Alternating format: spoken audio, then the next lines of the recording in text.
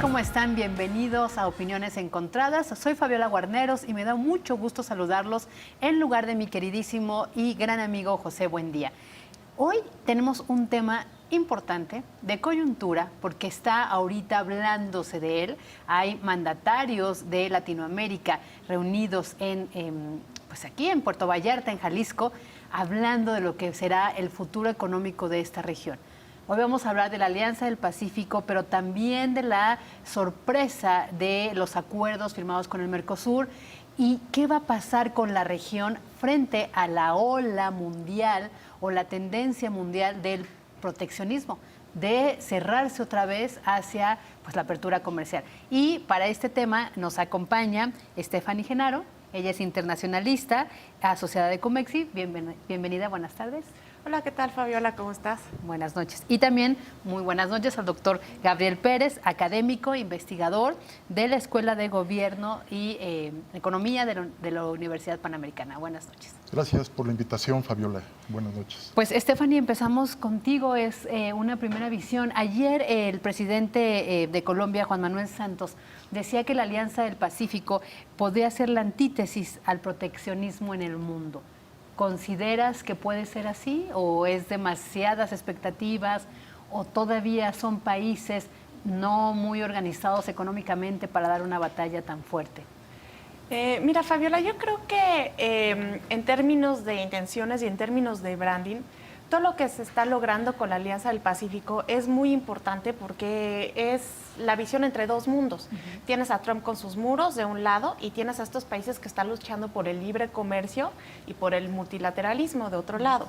Pero también hay que tomar en cuenta que el comercio entre los países que son miembros es muy bajo. Entre los 4 países que son miembros, que son México, Colombia, Chile y Perú, solamente el 4% de su comercio exterior es entre ellos. Entonces, si bien es una buena intención y un éxito en términos de cooperación, creo que aún queda un largo camino por recorrer en términos de economía. Doctor, somos, al escuchar las cifras que nos da Stephanie, pienso que sí, somos como la región 4. Pues son economías emergentes. Las economías de Perú, de Colombia, de Chile, de México, podemos decir que comparten cosas positivas y cosas negativas, Fabiola. Me refiero, por ejemplo, a la desigualdad, ¿no?, que es ampliamente compartida por los miembros de la Alianza del Pacífico. Estamos hablando de la inseguridad, estamos hablando de la necesidad imperiosa de generar políticas públicas en estos países para reactivar la productividad y así generar mayor competitividad en un bloque económico, en este arco del Pacífico, ¿no? Y como bien comentaba la doctora, es una reacción ante esta ola de proteccionismo, de nacionalismo, de aspectos radicales que se generaron desde la Gran Depresión de 2008-2009. Es una corriente que viene desde ahí. Ejemplos como el Brexit, el mismo triunfo del presidente Trump, con estos enfoques de proteccionismo que pues dejan mucho que desear en cuanto al mejor enfoque para desarrollar los países. En economía sí hay algo que ha generado consenso desde que se genera esta ciencia en el siglo XVIII, es que el libre comercio, que las ganancias derivadas del comercio generan una opinión generalizada. Digamos que son las joyas de la corona, el libre comercio y las ganancias del mismo, de la ciencia económica. Entonces, esta reactivación de la Alianza del Pacífico, esta convocatoria tan importante que vimos el día de hoy, vinieron los presidentes, vino el presidente de Brasil, el presidente de Uruguay, y se está buscando una integralidad, como bien menciona Stephanie, para hacerle frente al proteccionismo y a esas políticas que van en contra del mercado. Es muy interesante el documento que se presentó el día de hoy, porque trae una serie de pautas en donde se fortalece la integración como parte de esta solidez necesaria, que es el compromiso político, la parte de la conectividad tecnológica y la parte del medio ambiente. Sí, sí. Son acuerdos que giran alrededor de estos 4 aspectos, ¿no? Ahora, doctora, a mí también me parece algo positivo el hecho de que se reúnan, ¿no? De que empiecen a avanzar, de que logren un acuerdo. Y daba hoy el presidente Peña Nieto unos datos que, si lo supiéramos a capitalizar, tendríamos una perspectiva de éxito mayor. Decía que 79% de la población latinoamericana se concentra en la Alianza del Pacífico. 85% del PIB es lo que representa esta alianza. Representa el 86% de las exportaciones y el 88% de la captación de inversión extranjera directa. Es decir, tenemos un potencial y tendríamos que dar pasos más gigantes para consolidarnos como región y poder así enfrentar lo que se viene con el gobierno de Estados Unidos y esta negociación de Tratado de Libre Comercio, que finalmente, si México es atractivo para economías de nuestro propio continente y de las economías europeas, es porque somos puente hacia uno de los mayores compradores del mundo. Claro, yo creo que esto tiene varios puntos importantes, ¿no?, que debemos de rescatar. El primero es que en México estamos acostumbrados siempre a mirar hacia el Atlántico. Y esto, como su nombre lo dice, es cambiar nuestra orientación geográfica. ¿Hacia qué parte del mundo nos vamos a enfocar? Es el Pacífico. Creo que también otro éxito que vale la pena remarcar es que también hemos llegado a tener embajadas compartidas. Tenemos 9 embajadas compartidas ya entre todos los miembros. Y eso pues facilita la comunicación, pero lo más importante que hay que destacar de esto es que se está comenzando a considerar la posibilidad de fusionarlo con el Mercosur. Veíamos en la mañana al presidente Tabaré Vázquez diciendo, bueno, es que la naturaleza del Mercosur y de la Alianza del Pacífico es diferente, pero no es incompatible.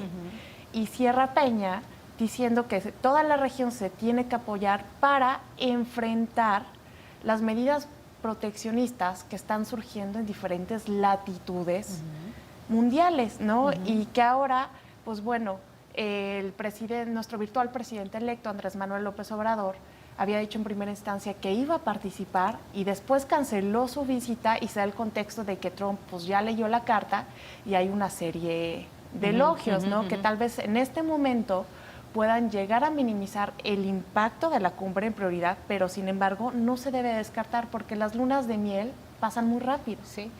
Aunque yo tendría otra lectura, doctor, porque justamente el presidente electo, el virtual presidente, envió a 2 de sus negociadores políticos. Uno, Marcelo Ebrard, que es un negociador político de arrastra el lápiz para los acuerdos, y su propuesta para la Secretaría de Economía.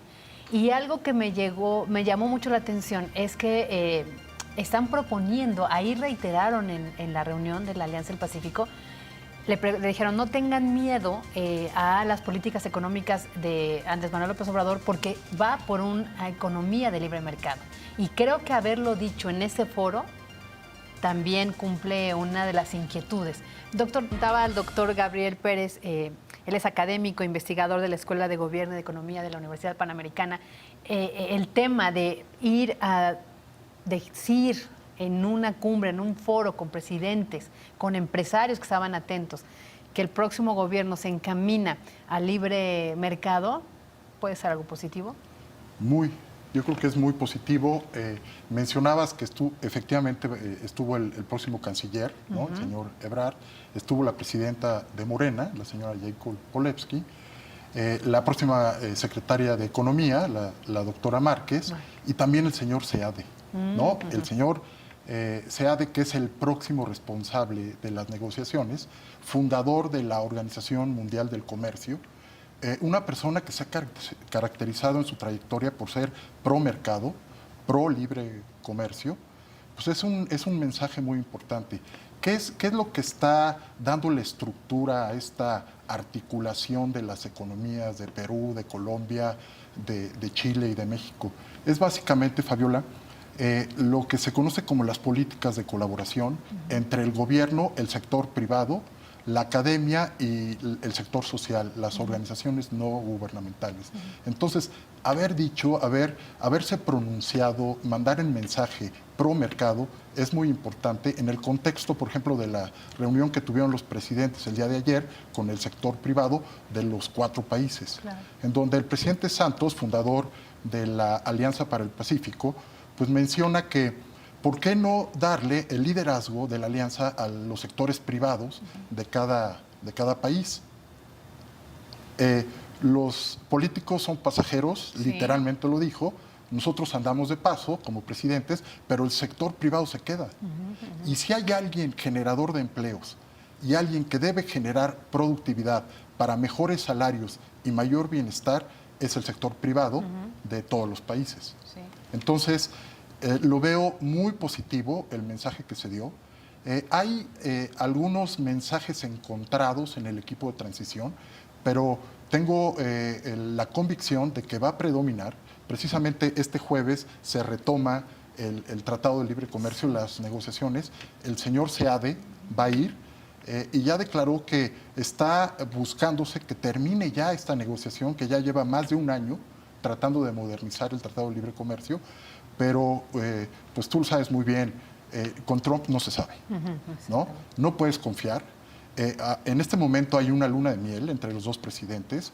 Ha hablado muy bien del futuro presidente López Obrador, pero sabemos que luego pone sobre la mesa cuestiones que a él le convienen nada más y empieza luego a insultar a su contraparte como una estrategia que ya está en blanco y negro en su libro sobre las pautas de negociación. Sí. Entonces, en ese punto es claro y enhorabuena que el equipo de transición haya mandado ese mensaje pro mercado, pro libre comercio, y que están ávidos de tener ya la terminación del Tratado de Libre Comercio, y vale la pena subrayar en este punto que es desde un punto de vista trilateral, lo que mencionó el señor Seade. Sí. Queremos un tratado trilateral, no bilateral, como ya lo declaró el presidente Trump, porque no nos conviene, Fabiola.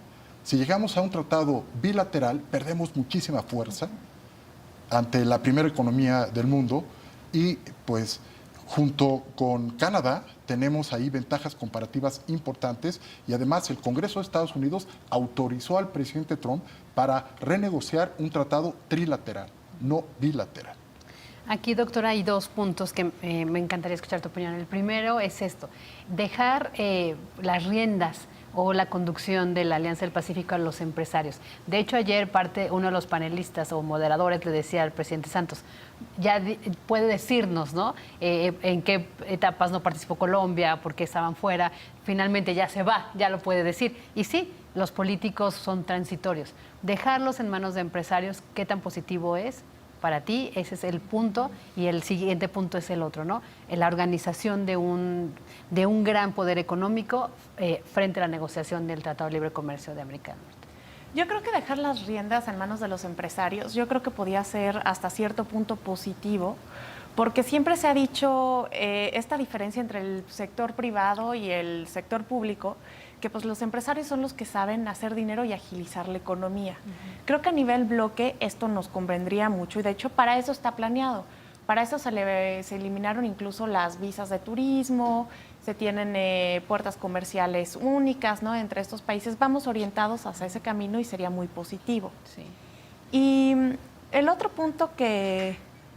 Bueno, también comentar que en esta incluso Alianza del Pacífico y Mercosur, en esta declaración conjunta de hace unas horas, además de impulsar el desarrollo económico, están justamente los intercambios culturales, los intercambios de negocios, los académicos, ¿no? Eso va a ayudar. Y el otro punto era la parte del bloque, como que le da fuerza. Finalmente, el mensaje también es, a ver, estamos arropando a México porque es el presidente anfitrión y además presidente de la Alianza del Pacífico frente a una negociación que está por comenzar el jueves. Claro, esto ha sido muy bien recibido por la comunidad internacional. De hecho, ayer leía con mucho gusto un artículo de Manuel Wallerstein en La Jornada, donde decía que esto es muy importante porque México va a necesitar del apoyo de Latinoamérica para todas las adversidades que puedan surgir, y también se complementa con otros esfuerzos que ha tenido México para retomar el liderazgo regional. Creo que es muy positivo. Lo único que tendremos que afinar es qué tan complementarias pueden llegar a ser nuestras economías, porque las cadenas de valor hasta hoy a mí me parecen como un reto, ¿no? Por ejemplo, lo que más nos piden en el sur de nosotros son las manufacturas. Y hasta hoy el 80% de nuestras manufacturas pues, se van para Estados Unidos. Yo creo que ese es un reto que sí tendríamos que atacar. No sé qué opina el doctor. Sí, y a lo mejor empezar a ver estos gobiernos cómo para crecer necesitarían combatir estos niveles de corrupción, porque en todos estos países ha habido señalamientos y escándalos de corrupción. Pero regresamos con el tema de estos países que integran la región, pero un lastre que tienen en común también, como tú nos decías al principio, de las desigualdades, pobreza, pues es la corrupción. Y pienso en Argentina, en Brasil, en Paraguay, México mismo, pues eso es no deja avanzar. Así es. Y es un reconocimiento que hicieron los presidentes, el presidente Martín Vizcarra de Perú. Me llamó mucho la atención que ayer en la reunión con los representantes del sector privado, de todos los miembros de la alianza, subrayó el hecho de que es prioritario.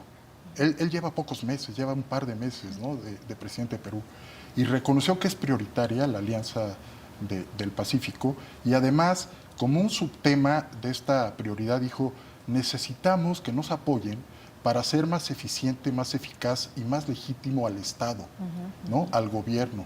Necesitamos que el gobierno sepa acompañar al sector privado, el gobierno como generador de ese contexto en donde las empresas puedan florecer, puedan generar empleos dignos y bien pagados.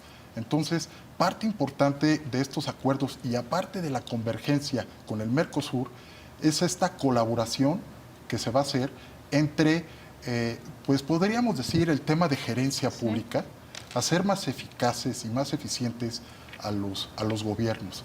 Aquí resalta mucho el hecho de todo lo que se ha anunciado que va a prevalecer en el Estado mexicano, en la administración pública mexicana, en la parte de ataque a la corrupción, disminuyendo el número de funcionarios públicos de mandos medios y superiores, disminuir los sueldos, concentrar las compras de gobierno, que es un tema importante en los acuerdos que se firmaron el día de hoy. Y aquí hay que tener mucho cuidado, ¿no?, porque el bajar los sueldos, el despedir a gente sin hacer un análisis previo y detallado, puede mermar la eficiencia y la eficacia del Estado mexicano. Sí, y de hecho, si no hay incentivos para que tú puedas ganar bien dentro de la administración pública siendo una doctora, teniendo idiomas, por ejemplo, cursos y especializados en economía, ¿no? Por ejemplo, o sea, gente productiva, gente que no puede estar la política pública dependiendo de hacerse competitiva o hacerse más atractiva con salarios bajos. La productividad debe ser la que determine los salarios y las remuneraciones, tanto en el sector privado, por supuesto, como en las administraciones públicas. Doctora Henaro, ¿ves una luz en este camino para poder superar desigualdad, corrupción, pobreza, violencia? Yo creo que intentándolo todo se puede, pero no vamos a ver el resultado el próximo año, ni en 2 ni en 3. Este es un resultado que se va a ver a mediano largo plazo, que se tiene que hacer de lo micro a lo macro. Por ejemplo, una parte ahorita que me llamó mucho la atención de lo que hablaban es que estábamos hablando de la corrupción y del desarrollo y de la potencialidad económica que tenemos, ¿no? Ya integrando al Mercosur, efectivamente, como lo has dicho, Fabiola, tendríamos el 90% del PIB de la región. Pero fíjate en el caso de México, el año pasado Coparmex sacó un documento diciendo que la corrupción equivalía al 35% del PIB nacional. Y eso es solamente en México. Imagínate todo lo que podemos lograr si todos los países realmente tienen una firme intención de lograrlo. Exactamente, ahí tendremos muchos recursos que se están perdiendo en esos pagos de dádivas y incentivos que no fomentan la inversión, ¿no? Al contrario, claro. ¿Cuánto se pierde en estos trámites y cuánto se pierde incluso en los pagos por seguridad, ¿no? Y en abrir negocios, ¿no? En México te tardas un promedio de 8.5 días en abrir un negocio, es demasiado. Otro de los puntos, estábamos hablando de ya lo que es la declaratoria en Puerto Vallarta, Jalisco, en esta declaratoria conjunta. Y uno de los puntos es que se crea la red de centros de desarrollo empresarial, la primera agenda digital pública-privada, además de un fondo de infraestructura y la emisión de un bono catastrófico regional para mitigar el impacto financiero de los sismos de la región. Creo que son acuerdos importantes y hablamos de estos acuerdos ya que se materializaron hoy en Puerto Vallarta, Jalisco, entre la Alianza del Pacífico y el Mercosur. Y uno de los acuerdos es crear estos centros de desarrollo empresarial. Y el doctor Gabriel Pérez nos platicaba que parte de la propuesta de Juan Manuel Santos era esto, como que ir transitando el liderazgo político al liderazgo empresarial en la región. Sí. ¿Consideras que sembró esta semilla ya en este acuerdo? Definitivamente, Fabiola. Tiene mucho contenido, tiene mucha sustancia. La reunión que tuvieron con los empresarios, de hecho, ahí se despide el presidente Peña Nieto, ahí se despide el presidente Santos, ¿no? de los trabajos de la alianza. Y bueno, fue muy amena y muy productiva la reunión. ¿Qué es lo que está sucediendo? Es lo mismo que decíamos, ¿no? Políticas de colaboración entre el gobierno, el sector privado, la academia y la parte de las ONGs. Todas estas políticas de colaboración tienen su origen en el Instituto de Competitividad de la Universidad de Harvard. Digamos que es la pauta, la generadora de toda esta ideología que ha permeado en todo el mundo y en todos los bloques económicos. ¿Qué es lo que pasa? Y mencionaba la doctora hace unos minutos, la articulación de las cadenas productivas. El 85% de las exportaciones mexicanas se canalizan a Estados Unidos. El sector manufacturero y el más importante al interior del sector manufacturero es el sector automotriz, como todos lo sabemos.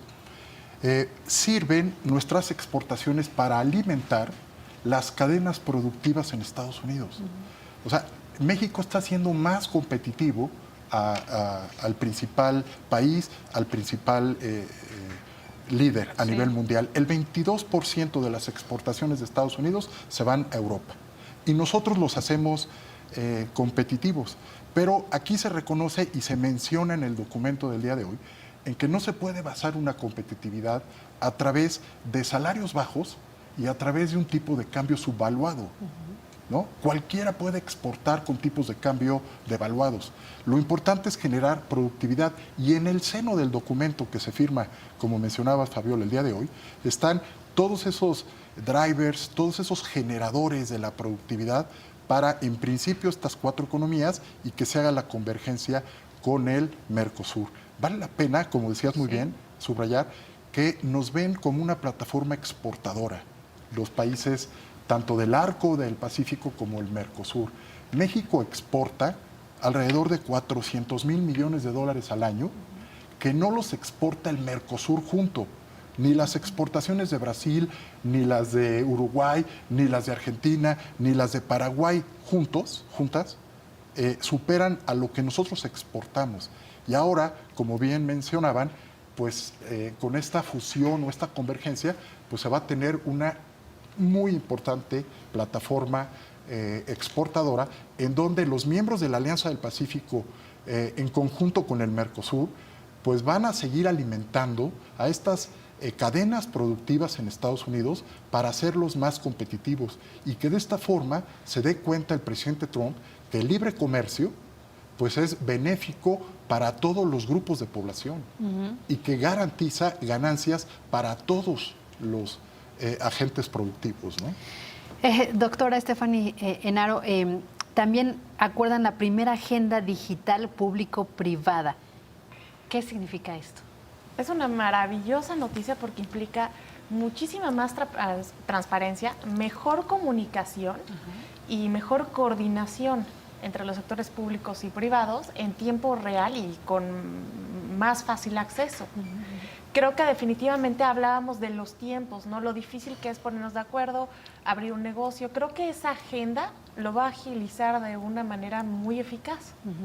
Y para ir concluyendo, cuando el presidente Juan Manuel Santos, y también lo dice Peña Nieto, hablan de esta pues fortaleza ante la ola de proteccionismo, el mensaje desde tu punto de vista, ¿para quién es? Yo creo que es muy, muy claro. Yo creo que el mensaje es para Donald Trump y todo lo que él tiene de sus reservas, ¿no?, contra los acuerdos multilaterales. Él quiere bilaterales porque él es más fuerte. Y es un mensaje de México no está solo, ni Latinoamérica está sola. Estamos todos unidos para defendernos. El mensaje es claro, pero había que trabajar más la parte económica.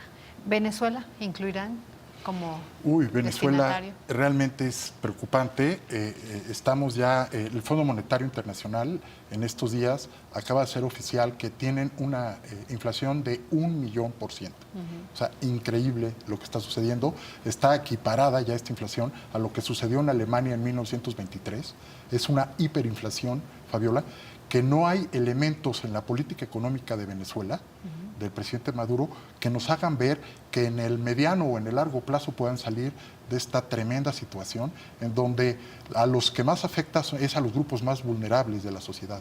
Entonces, definitivamente, ni el Mercosur, ni esta alianza del Pacífico, ni la convergencia de los dos bloques son compatibles con ese tipo de comportamiento y la irresponsabilidad macroeconómica que ha tenido el presidente Maduro, ¿no? Y de alguna otra manera otra vez vuelven a cerrar esta pinza y fortalecen aquel llamado del Grupo de Lima, donde también le dijeron a Venezuela, Eso es bien importante. si no te democratizas, ¿no? Si no avanzas, es no otro cuentas. de los mensajes, ¿no?